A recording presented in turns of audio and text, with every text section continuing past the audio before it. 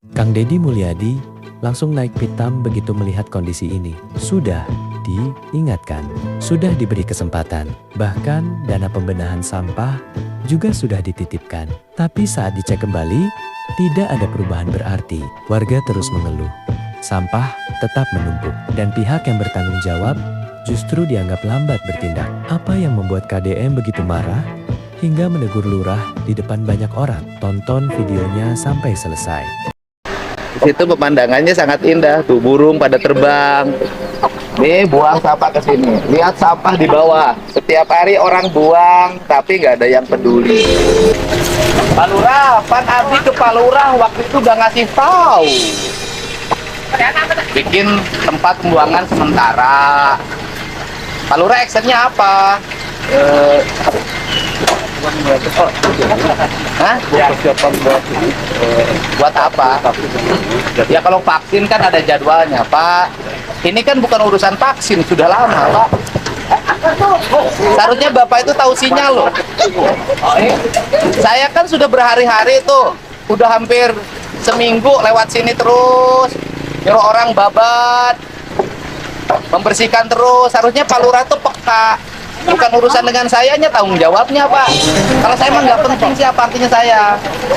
Tapi tanggung jawab lingkungan. Lurah itu pagi-pagi itu harus sudah bangun jam 5, sholat subuh, keliling naik motor, kan ada inventaris motor, ke gang-gang, pastikan warga. Nggak kalau dibalik meja terus gimana? Ini kan bukan urusan ini saja. Rumput pada tinggi. Gimana Bapak punya pengendalian? Bapak dapat tunjangan berapa per bulan? Berapa? Tuh bayangin, tunjangannya 10 juta loh. Gede kan? Gaji tukang sapu berapa? Tukang angkat rumput 2 juta, Pak. Mereka kerjanya full, sampai ke cugak beling.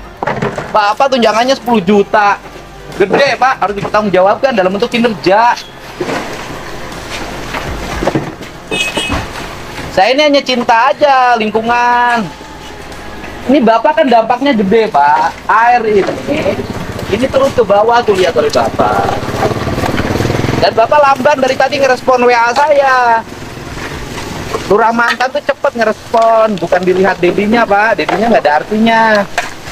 Tapi manfaat dari keberadaan saya sering kesini. Manfaatnya bukan buat saya, buat warga Pak Lurah. RT RW-nya mana? Kumaha tuh itu Pak RW, Pak RW, Pak RT.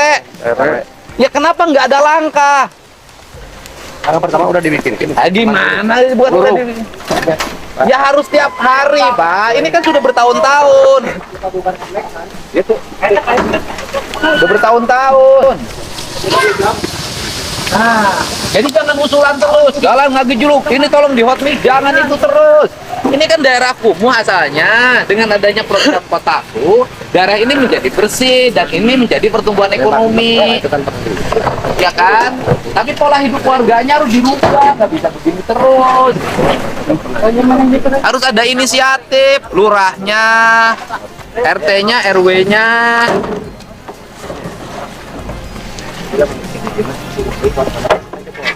Ini baru satu titik loh, Pak. Dan ini bukan hanya Cipaisan, menurut saya. Mungkin di seluruh Indonesia ya modelnya begini. Modelnya, saya ngingetin aja. Masa kita nggak malu sama tunjangan? Masa kita nggak malu sama pegawai rendahan?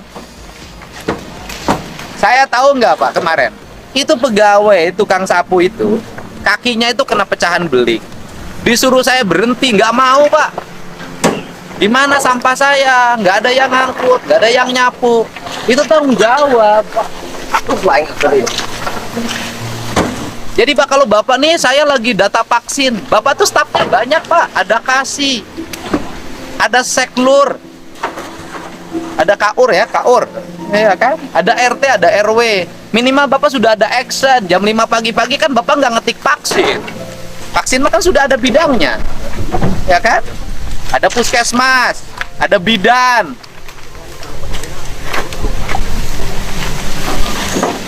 Coba lihat oleh Bapak. Bapak pernah lewat sini enggak? Enggak, Bapak kalau lewat matanya kemana ngelihatnya? Kalau saya itu lewat kemanapun lihat, oh ini ada sampah, udah ini. Bapak kalau lewat yang dilihatin apa? Bapak suka keliling ke warga nggak? Terus yang dilihatin apa? Yang dikontrol?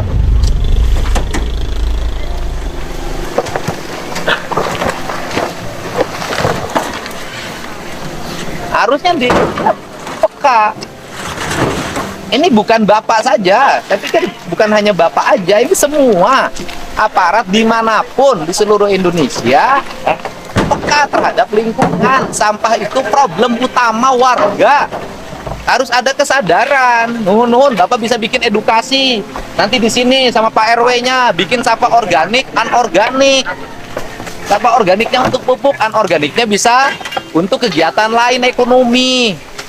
Jadi nanti tukang-tukang yang mulung itu nggak usah capek-capek mulung, udah disiapin nih untuk pemulung, tinggal ngambil. Ibadah, mumpung punya kekuasaan.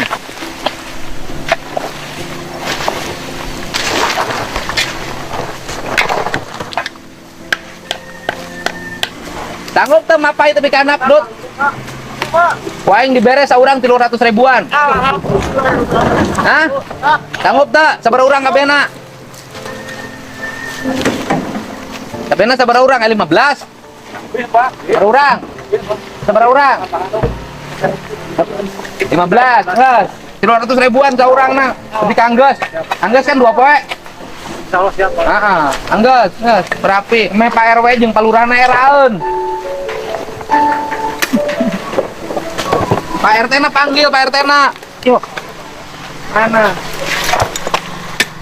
Tegesin ke warganya. Nanti bikin aturan. Aturannya bagaimana? Warga yang buang sampah ke sini, 1. Itu kan, kalau dia penerima PKH, nggak boleh lagi terima PKH. Karena apa? Karena jorok, nggak nunyang negara. Terima beasiswa, cabut beasiswanya. Bikin aturan begitu biar orang taat. So, rencana sekarang kalau orang mau bikin tempat sampah di mana? Tempat sampah sementara aja, Pak, bikin kotak aja. Nanti Bapak bikin kotak, yang buangnya langsung ke kotak itu tahap pertama sebelum nanti bikin pelatihan-pelatihan. Mobil lewat tinggal ngangkat. Kan nggak mungkin, Pak, mobil lewat harus turun dulu ke sana, nggak mungkin. Sok bikin 2 titik. Titik sini dengan titik yang tadi. Itu loh. Sini sanggup nih, ya. Ya, Pak. Beres ya. Terus cara yang kedua, ini nanti dipagar, Pak. Sampai situ.